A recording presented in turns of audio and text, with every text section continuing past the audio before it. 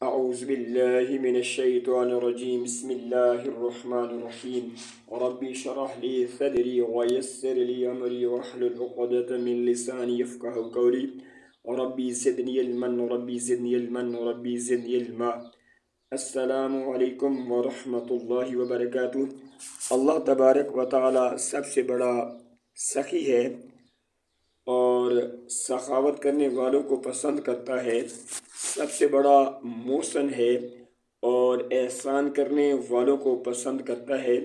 اس لیے میں نے یہ فیصلہ کیا ہوا ہے کہ جو بھی مجھ کو اچھا چینل نظر آئے گا فوراً ہی سبسکرائب کر لوں گا تاکہ میری وجہ سے دوسروں کو فائدہ ہو۔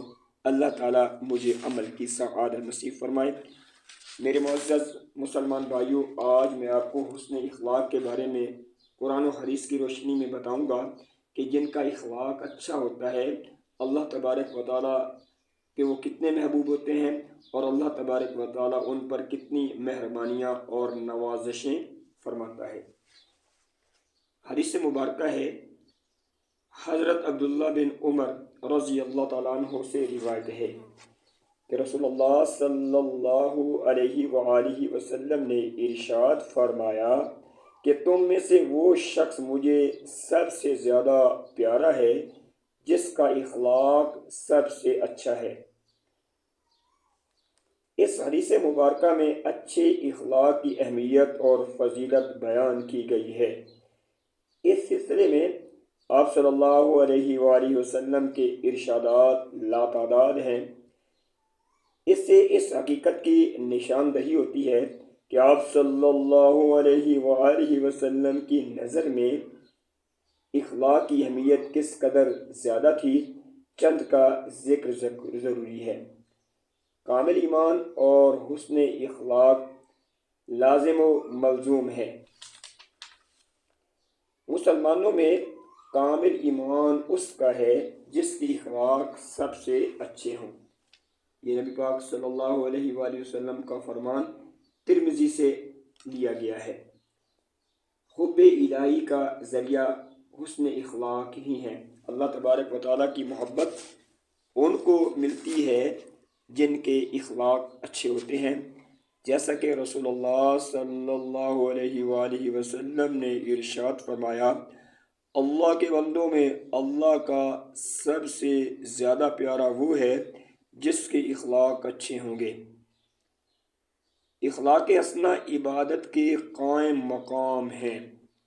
آپ صلی اللہ علیہ وآلہ وسلم نے ارشاد فرمایا، مومن اپنے حسن اخلاق سے روزہ اور نمازی کا درجہ حاصل کر لیتا ہے۔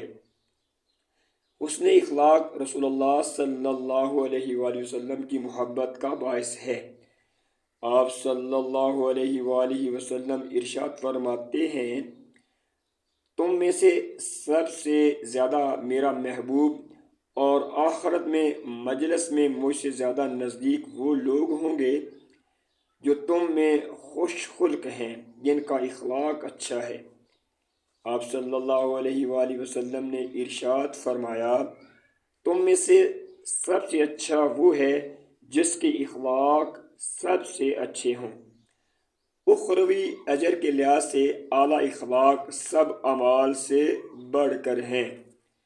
آپ صلی اللہ علیہ وآلہ وسلم ارشاد فرماتے ہیں، قیامت کے روز حسن خلق کا پلڑا سب سے بھاری ہوگا۔ خوش خلقی افضل ترین عمل ہے۔ صحابہ کرام رضوان اللہ تعالی اجمعین نے ایک دفعہ رسول اللہ صلی اللہ علیہ وآلہ وسلم سے دریافت کیا، اے اللہ تبارک و تعالیٰ کے رسول، انسان کو جو چیزیں دی گئی ہیں اس میں سے افضل ترین کون سی ہے؟ تو آپ صلی اللہ علیہ وآلہ وسلم نے ارشاد فرمایا، خوش خلقی۔ ایک شخص نے سوال کیا، دین کیا ہے؟ تو آپ صلی اللہ علیہ وآلہ وسلم نے ارشاد فرمایا، خوش خلقی۔ ایک اور شخص نے پوچھا، اعمال میں افضل کون سا عمل ہے؟ تو آپ صلی اللہ علیہ وآلہ وسلم نے ارشاد فرمایا، حسن اخلاق، ایک جگہ پہ یہ بھی ارشاد ہے کہ اچھا اخلاق اللہ تبارک و تعالی عز و جل کا بہترین عطیہ ہے۔ حسن خلق جنت میں داخلہ کی ٹکٹ ہے، جیسا کہ رسول اللہ صلی اللہ علیہ وآلہ وسلم سے پوچھا گیا کون سی چیز سب سے زیادہ جنت میں داخلے کا باعث ہوگی، تو آپ صلی اللہ علیہ وآلہ وسلم نے ارشاد فرمایا تقوی اور حسن اخلاق۔ رسول اللہ صلی اللہ علیہ وآلہ وسلم نے اپنی تعلیم میں ایمان کے بعد جن چیزوں پر زیادہ زور دیا ہے وہ اخلاق حسنہ ہے۔ جس طرح دین اسلام اپنے کامل اور دائمی ہونے میں آخری دین ہے، اسی طرح آپ صلی اللہ علیہ وآلہ وسلم میں اخلاق پر کمال اور دوام کے لحاظ سے آخری سند ہے، جس کا اظہار رسول اللہ صلی اللہ علیہ وآلہ وسلم نے خود فرمایا۔ آپ صلی اللہ علیہ وآلہ وسلم نے ارشاد فرمایا میں اس لیے بھیجا گیا ہوں کہ اخلاق حسنہ کی تکمیل کروں۔ قرآن حکیم میں رسول اللہ صلی اللہ علیہ وآلہ وسلم کی بعثت کے جن مقاصد کا ذکر کیا گیا اس میں سے ایک یہ ہے کہ آپ کو انسانوں کا تزکیہ کرنا ہے۔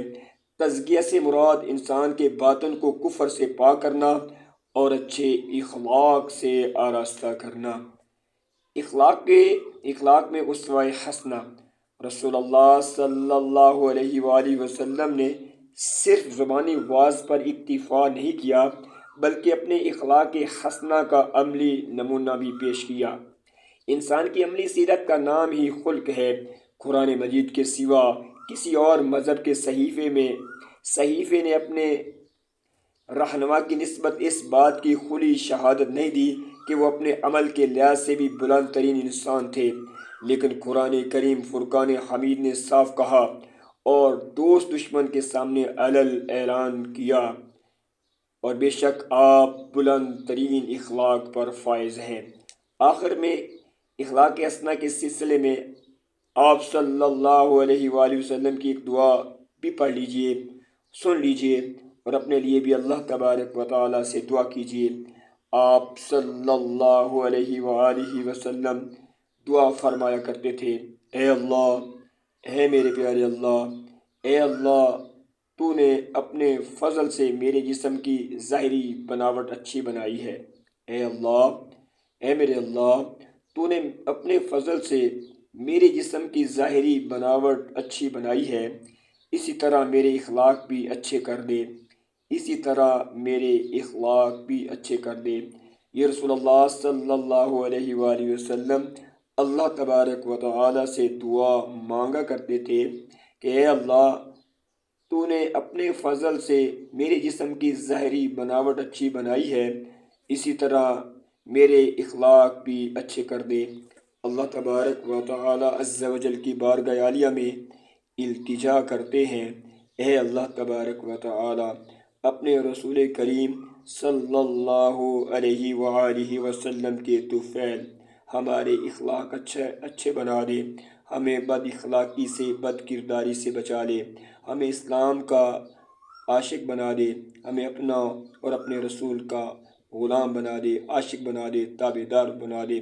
اے اللہ پاک مسلمانوں کو غلبہ نصیب فرما، اے اللہ پاک مسلمانوں کو ذلت و رسوائی سے محفوظ فرما، اے اللہ مسلمانوں کو اپنے رسول کے طفیل ہر طرح کی مصیبت سے محفوظ فرما اور کامیابیاں عطا فرما، آمین ثم آمین۔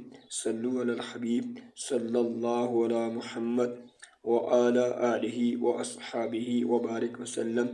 ربی زدنی علما ربی زدنی علما ربی زدنی علما ربی زدنی علما ربی زدنی علما ربی زدنی علما وصلی اللہ علیہ وآلہ وسلم۔